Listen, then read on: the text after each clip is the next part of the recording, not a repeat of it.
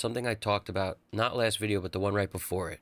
If you haven't caught it, you may want to catch it, but this is the one that means more because I had to reflect on everything I said. I read all your comments, great comments. People really caused me to reflect, open my eyes, look back at why I came to this conclusion. And it also made me realize that I had to sort of go through all that to get to the point where I'm at now to even have these opinions and share them with you with a bit of a gray beard coming in pretty strong and things like that. It's it took me a long, long time, man. The first show I ever played, I can't tell you the feelings I had inside me of anxiety and fear and all this stuff that was great. I wouldn't have traded for anything. And when I thought about that, it was like, I don't want to mislead people into thinking that wasn't great.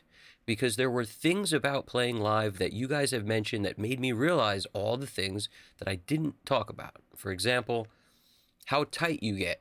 If you play live enough with the same people, you eventually read each other's minds. And that's where I'm at with my bass player at the moment. We're still best friends. We've played so many shows together, I can't even tell you. And the dude is so great at the bass, he reads my mind, and I do my best to read his mind. And we jam. We jam. Like, no matter when we're together, there's always a possibility of a jam, and the dude is fire. So I wouldn't trade that for anything. Also, just the ability to network while you're out at a show and who you meet could potentially be great if you wind up getting lucky by having someone be there who's of importance or something. Sure, people mention that. I believe this is true. You guys are right. You're dead on with that.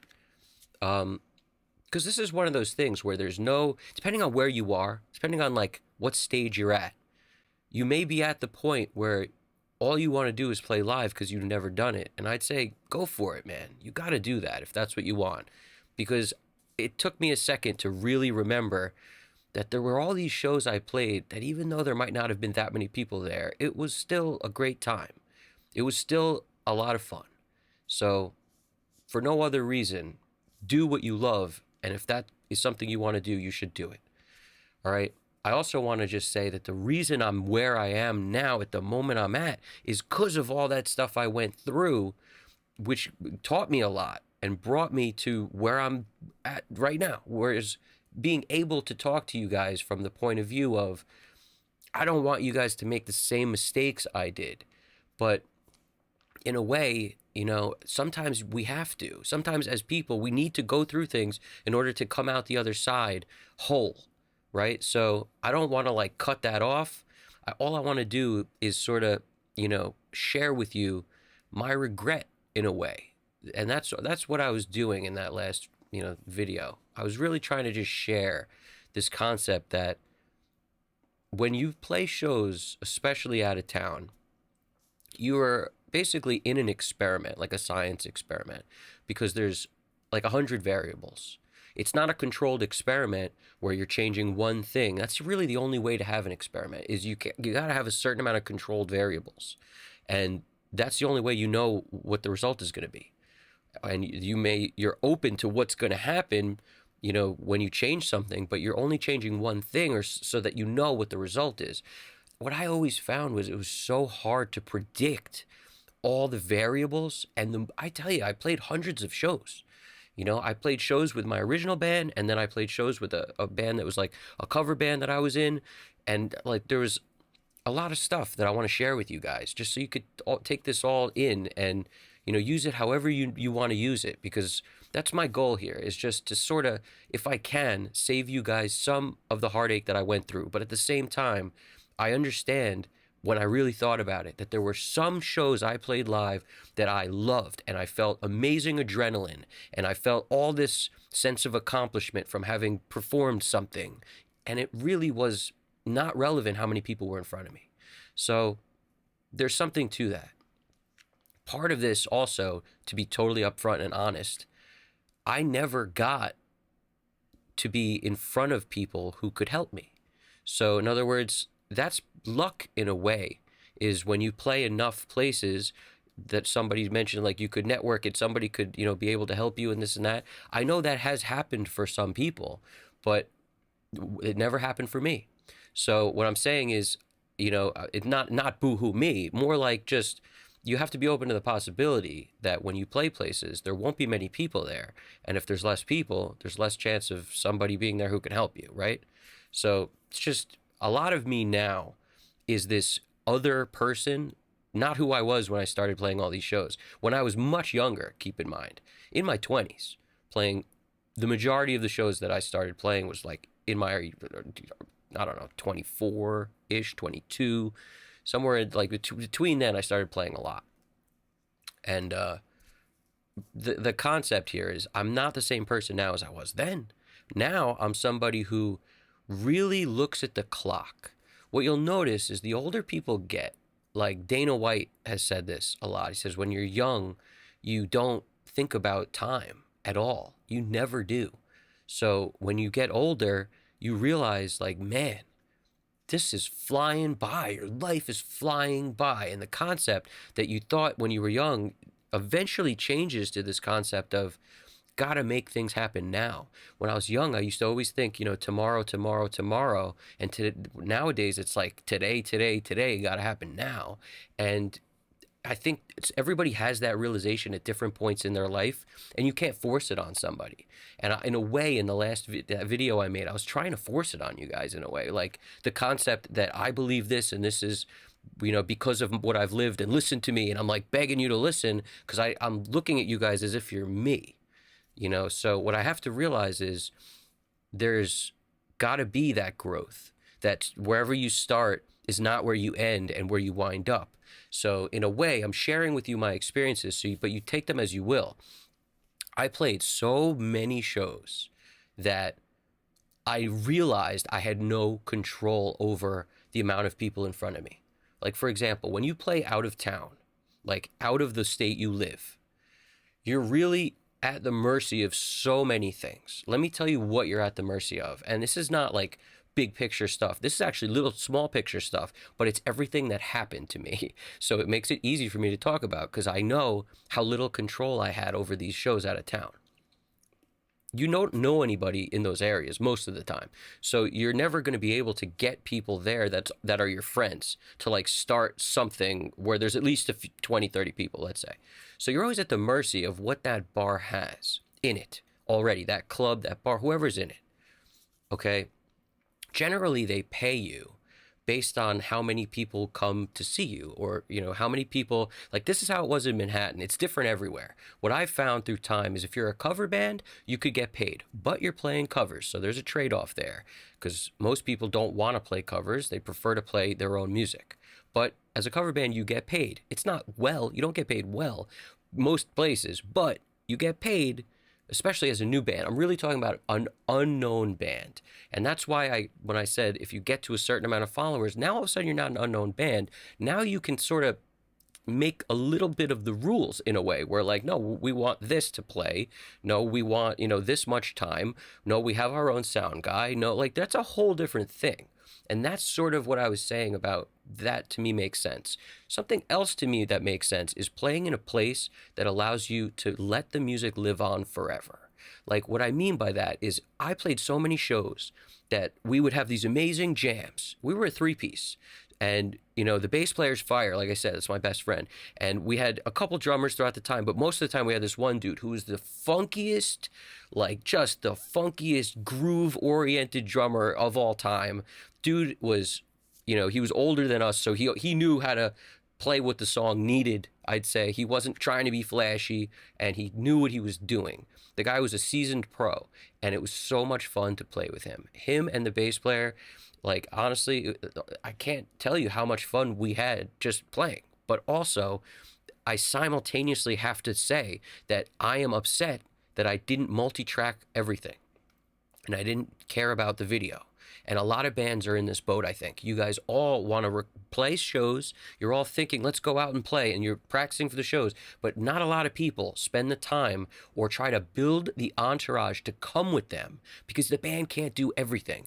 And the entourage to come with you would be ideally somebody who's going to deal with the video and make that their priority. More than one camera, not just a cell phone. Something of good quality to be able to multi-camera footage.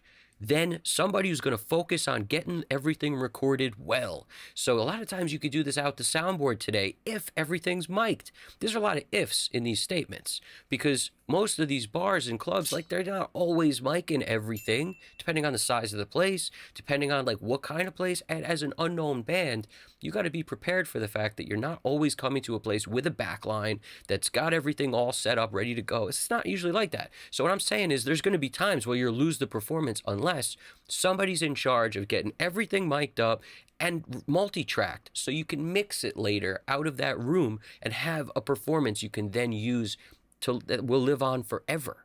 Like, that's what I was the most upset about personally, was losing the moments that may have fallen on very few people.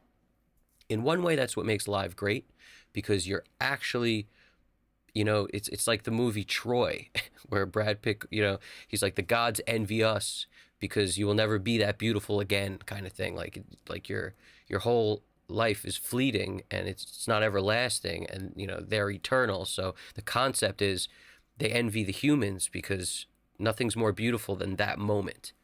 There's something to be said for that, but there's also something to be said for when a band jams and sounds amazing and you guys have this great moment. If it's lost forever and there's only a few people in the room, that's like heartbreaking to me now. Later, at the time, it was what it was. That was a great jam. We looked at each other, we thought it was great, but not enough people saw it. And to me, that like kills me.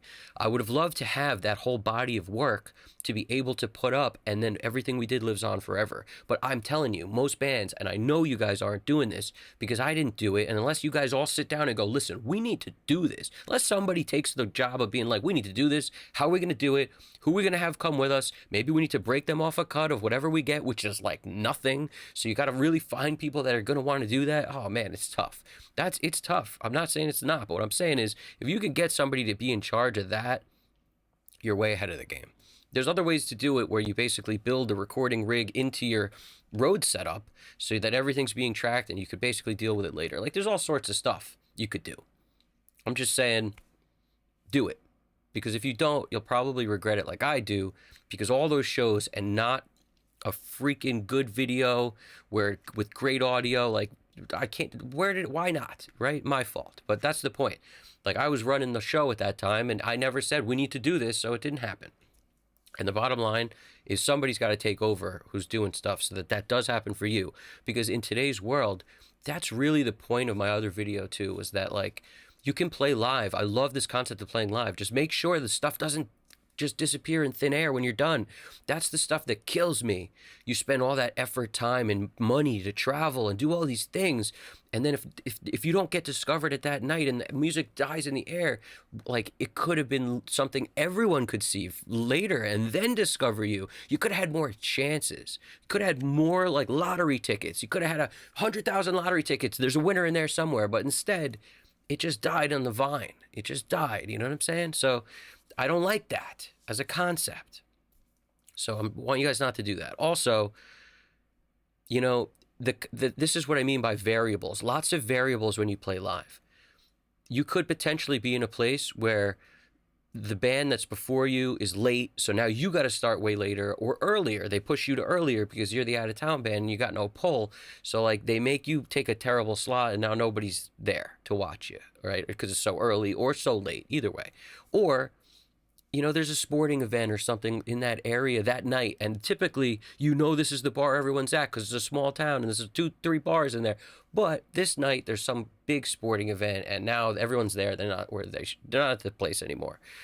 Or the sound guy's drunk and he does a terrible job. Or, the bar owner tells you to make yourself lower 100 times. So the whole crowd listening has a terrible experience because you're playing so low. Your drummer barely swinging his hands because he can't. Drummer can't move. He's back there like, doing this because the bar owner keeps telling you to play quieter, so the band has a horrible experience. I mean, I've had all these things happen. There's a leak upstairs in the place, so they basically close off the area where you play and put you in some rinky-dink corner on the other side of the room, which is no stage, no nothing.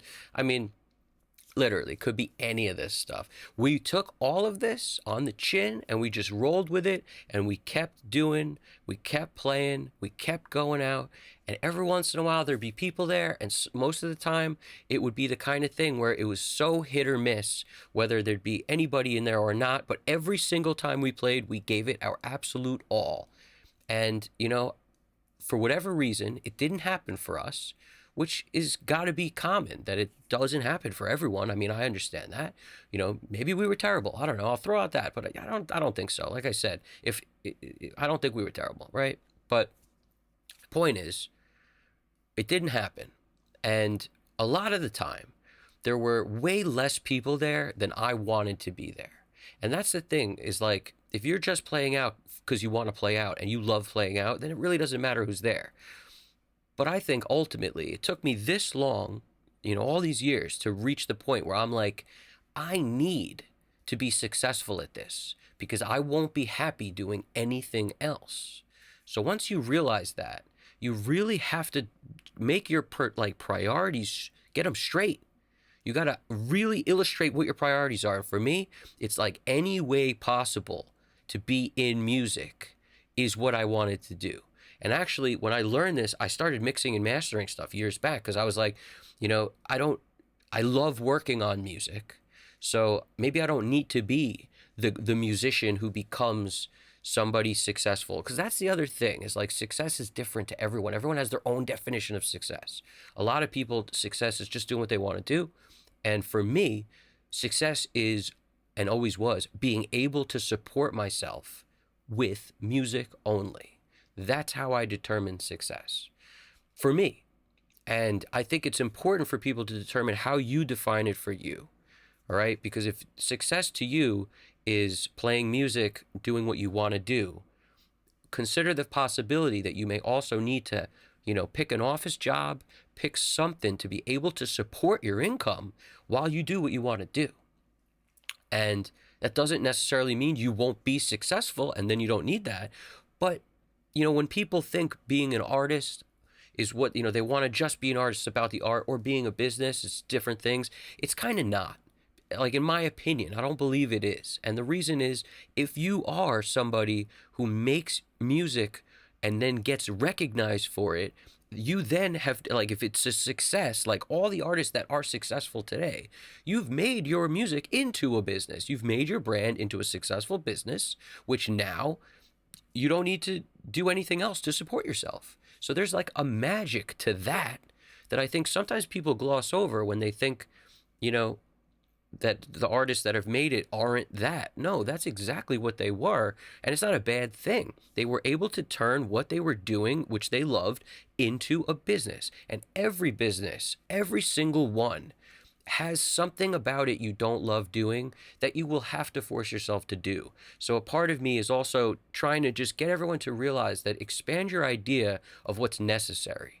Because I think if you open your mind to doing things you don't like to do, the possibilities are endless for you, because then you have way more chances to make it, to support yourself on music completely, solely that.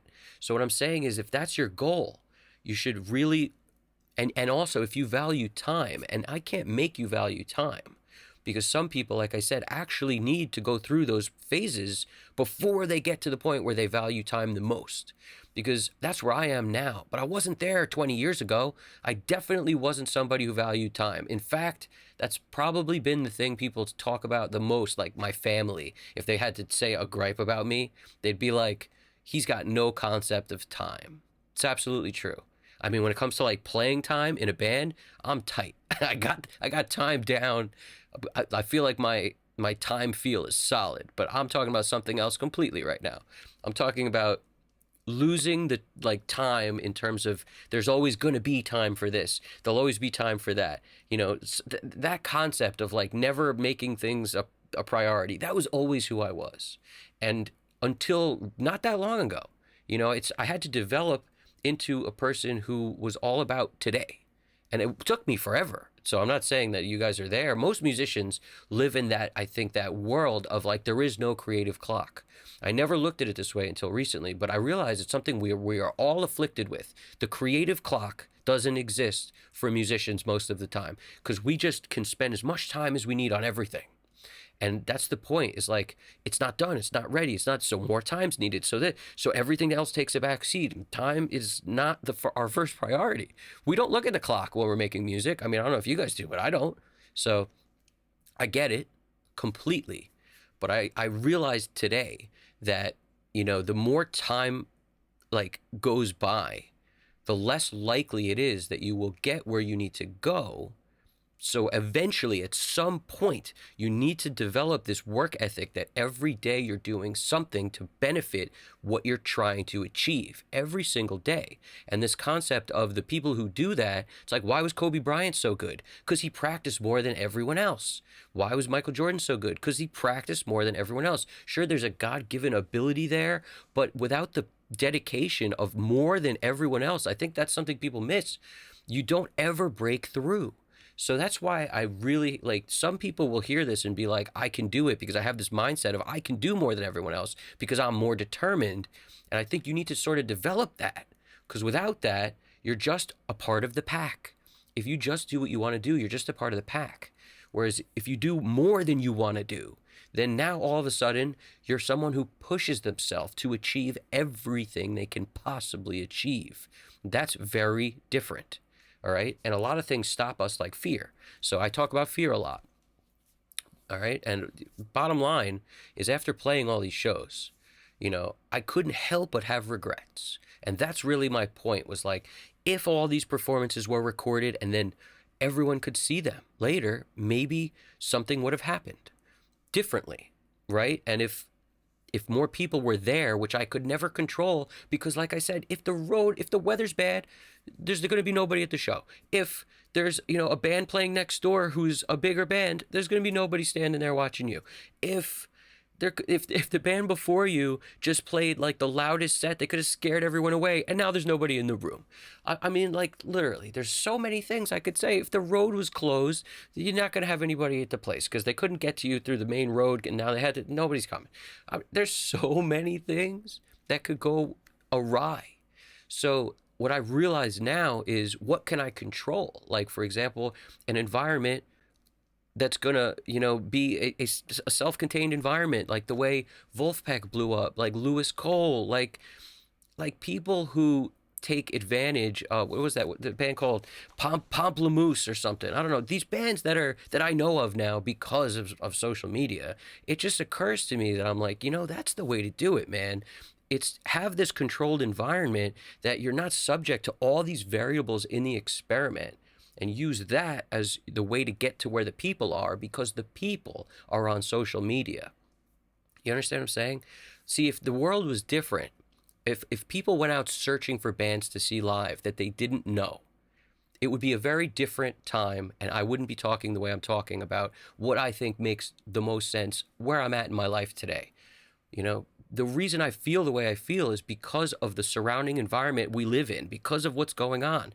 Everyone's on social media. That's the only thing up. In other words, like, up on the searches, like what is doing well, what is doing not well. All genres in general are down in terms of people listening. People care about music less today than they ever did before. I'm not saying they don't care. I'm not saying there aren't people out there who care.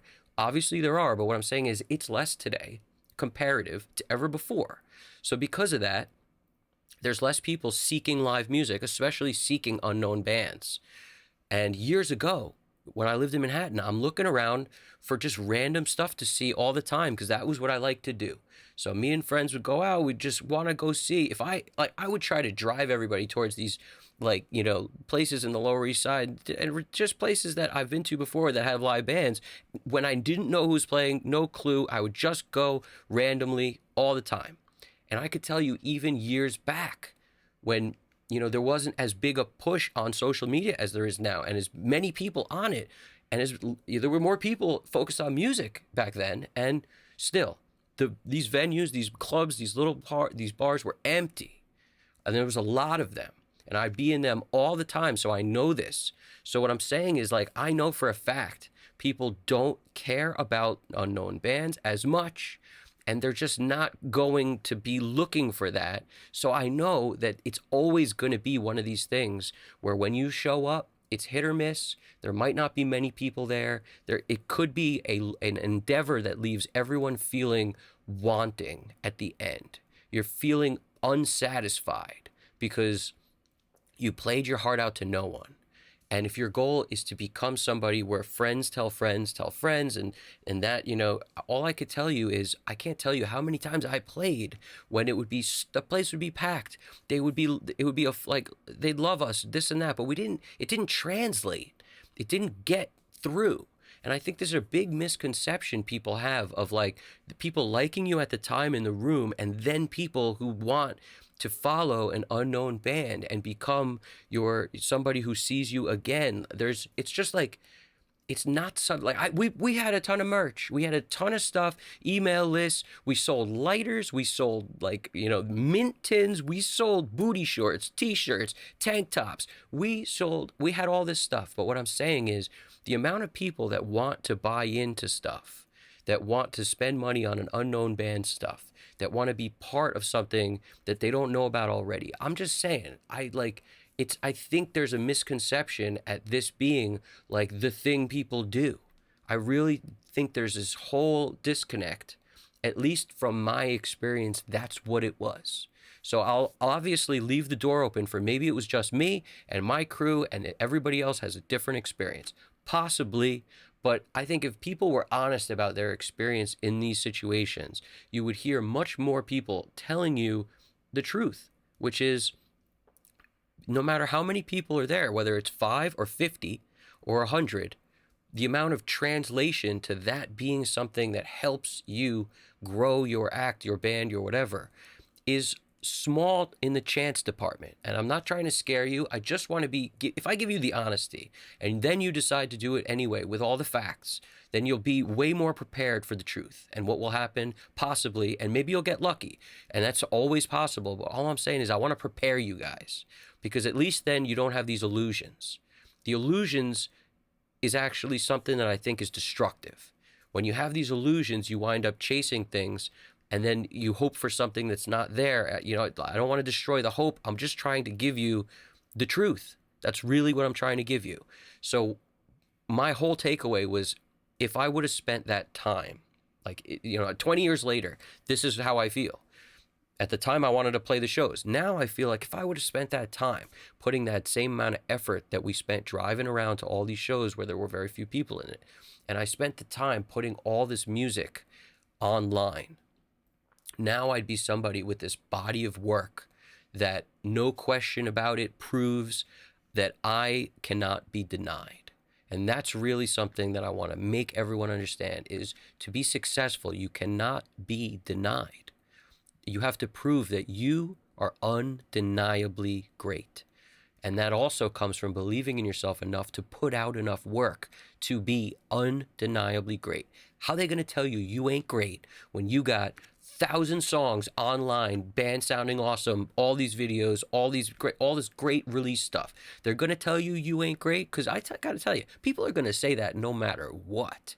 There's always some people who will say that. And it based on, I watched this thing, the Weezer live, where they played the Blue album. If you read the comments, you'll see there's a comment of somebody who goes, wow, this sounds incredible. Whoever mixed this should get an award. And then as you read further, there's another comment that says this is mixed terrible. And then that has a bunch of likes. And then there's another one, I can barely hear River solo. That has a bunch of likes. Another one, I'm thinking you're holding your phone up right. Turn the phone sideways. They have the guitars pan left and right. Now you can hear the solo. But I'm saying is, there's always people who's going to tell you they don't like it, no matter what. Even if it's Weezer, mixed by somebody who Weezer can afford. And we know that's somebody good. So what I'm saying is, come on. What are we talking about here? You realize being undeniable is something that will propel you. Once you realize that, you make your goal to become somebody with the body of work that's undeniable. That's the key, the body of work. See, this is something I realized all these years later, and that's what kills me the most, is after all that time and all that effort, the skills that I developed is something I kept. Anybody I met along the way, it never really happened. Nobody we met ever did anything for us. But we met some people, right? And none of those people are still, in my life right now, and they didn't help in any way. Like there weren't that concept of there'll be an exec there to help. I think that's a little far-fetched. You have to get so lucky. It could happen. I'm sure it's happened with some people. It just didn't for me. So leave the door open to the fact that that might not happen. And if it doesn't, what I'm trying to say is I'm giving you a way and a ticket to be like, it doesn't matter if that happens, because what you're really doing when that happens is you're trying to put yourself in a position to be ordained successful. That's really what you're doing. That's the same concept of trying to find someone who's going to look at your band and sign you. That concept is an old concept. You now no longer need to be ordained. And I would venture to say it's better this way. You now can prove you are worth it and are undeniable without somebody saying you are undeniable. You just have to do the work. And that comes with putting out enough stuff, because if it dies in the room and disappears into the air, nobody even knows you did it other than whoever was there. So this is the takeaway I'm trying to really make sure people know is what I've realized today is being undeniable comes with putting out the work to be undeniable. If you play all these shows and nothing gets done, recorded, stems, video, you've lost the ability to be undeniable and spent all the time that you could have been spending making stuff that was going to be undeniable eventually after you did enough consistently. Because that's the thing. Anybody who's thinking to themselves that, okay, but a lot of bands do this, and how are we going to break through, and how are we going to be somebody who's not them? What's going to separate us?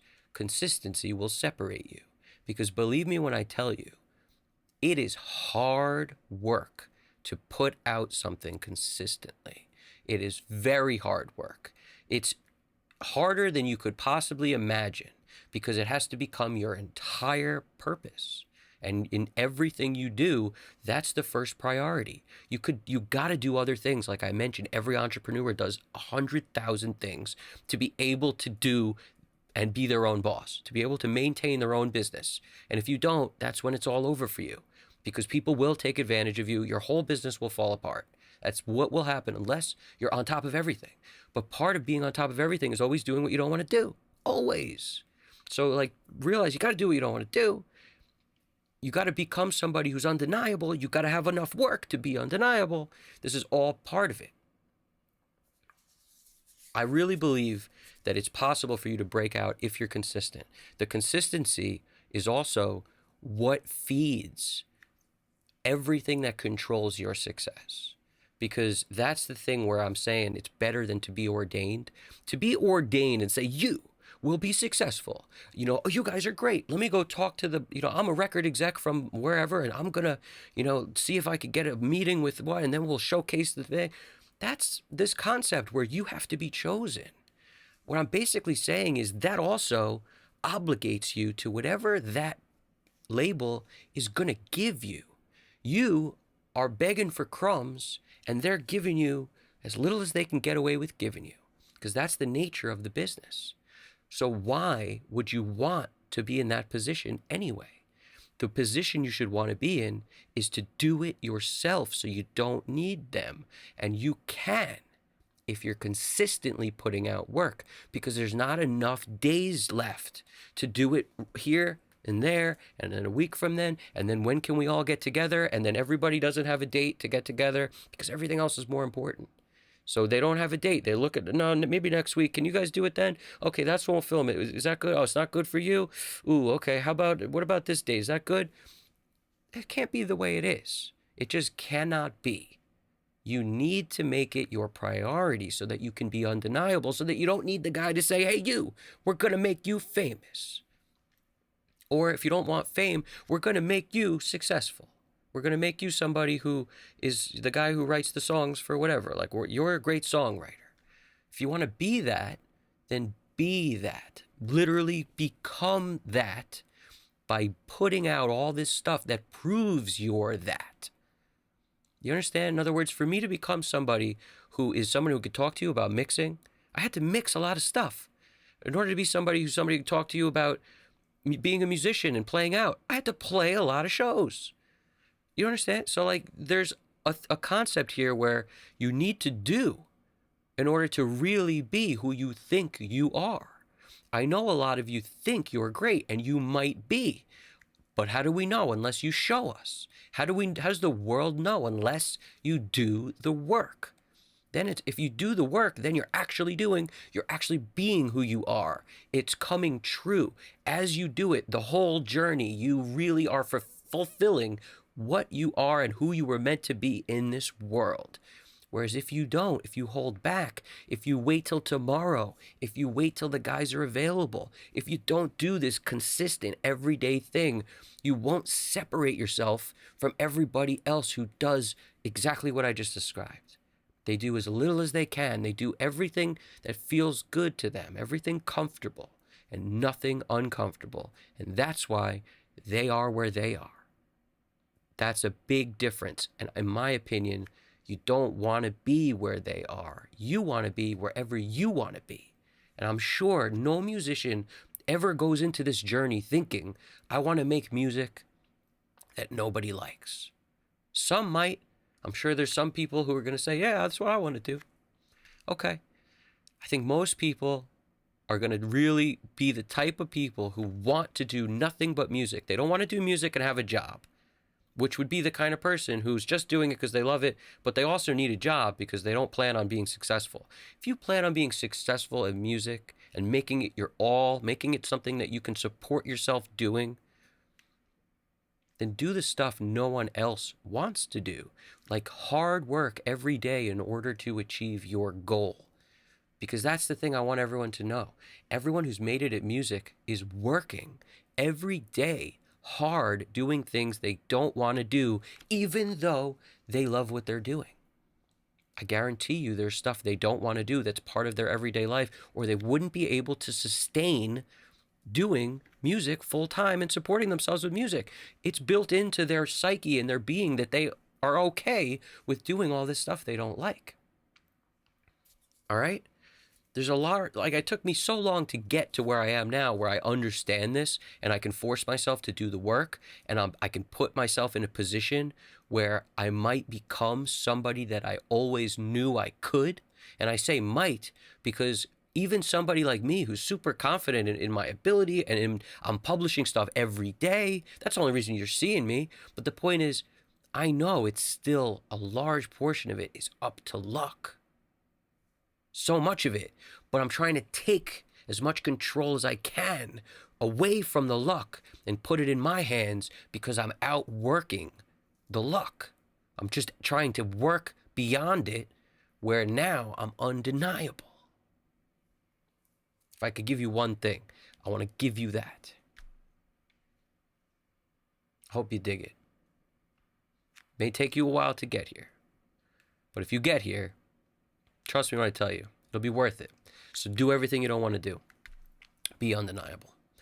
Hit the subscribe button. Comment anything. I want to know what you guys think. It helps me out. And I think people probably need to hear this video. So, talk to you guys soon. Evan Jaffe, Custom Cut Studios. You guys got this.